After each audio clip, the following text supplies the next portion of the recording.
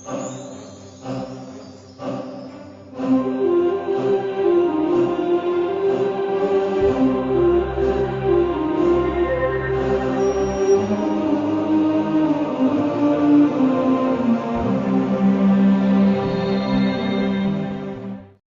alaykum rahmatullohi va barakatuh.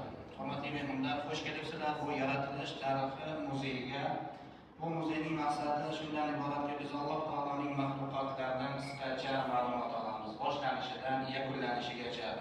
Birinchi ekranda biz maxluqotlarning boshlanishi haqida gapiramiz, undan keyin payg'ambarlarning tarixidan qisqacha ma'lumot olamiz. Odam alayhissalomdan boshlab bizning payg'ambarimiz Muhammad sallallohu alayhi vasallamgacha. Bundan keyin bu maxluqotlarning yakunlanishi haqida gapiramiz va bizning ekskursiyamizning oxirida qiyomat kunida bo'ladigan voqealar haqida gapiramiz. Insonlar qabrdan tirqib chiqadi, uzun kun haqida gapiramiz. Keyin payg'ambarimiz sallallohu alayhi vasallamning buyuk shafoatlari haqida gapiramiz va eng oxirida Alloh taoloning hisob kitobi, Alloh taoloning eng odilona muhokamasi haqida gapiramiz. Mana shu bizning ekskursiyamiz taqriban 40 daqiqa vaqtimizni oladi inshaalloh.